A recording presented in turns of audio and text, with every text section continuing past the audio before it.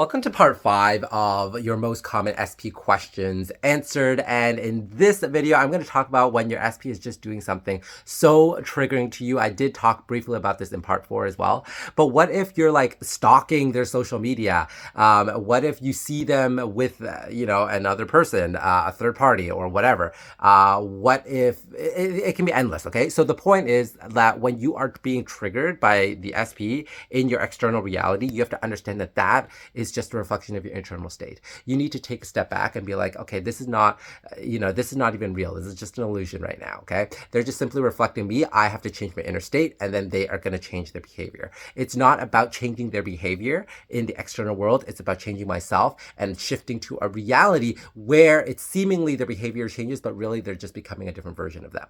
And that version of them is one who you desire to be with. Okay. So I want you to understand that when you are triggered, practice non-reaction. I've talked about this before. If you're able to assign a neutral meaning to things, it's going to really help you along this journey. But I understand that because the SP it's someone that we love or we care for so deeply, there is a lot of emotional energy involved in that. And I understand you can take the time if they seem to do things that might hurt you or you go into your feelings.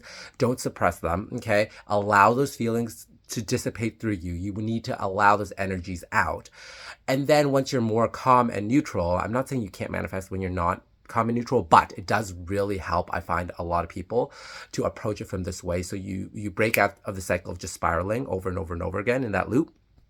And so once you have cried your eyes out, once you have released all that emotional energy, you can become the observer now. You can become like, okay, well, this is the thought that I have. This is just simply an event that's going on. Just be neutral to it. Like whatever the SP is doing that used to be triggering to you, just be like, okay, well, they're just simply doing that action or they're simply doing that event. It doesn't inherently have any meaning until you assign it a meaning. And the more neutral you can go through this path with, the easier it will be for you to basically go into your imagination and shift your inner state to view them differently, to give different assumptions to them, and also work on assuming different things about you. You're adopting a new identity, right? You're adopting the identity where you and your SP are together in a loving, happy relationship. And how do you want that to look for not just them, but also for you? So keep in mind what your assumptions are of yourself as well. Okay. And this is what a lot of people call self-concept. So I hope this is helpful. Stay tuned for part 6, which is coming up soon.